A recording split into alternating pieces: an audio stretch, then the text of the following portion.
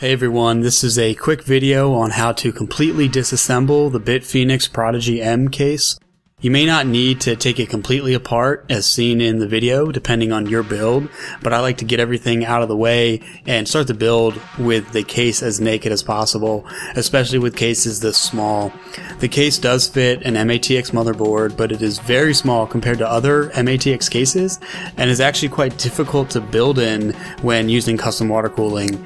The video will be my first in a series where I use the case along with some custom modifications for an SLI custom water-cooled build.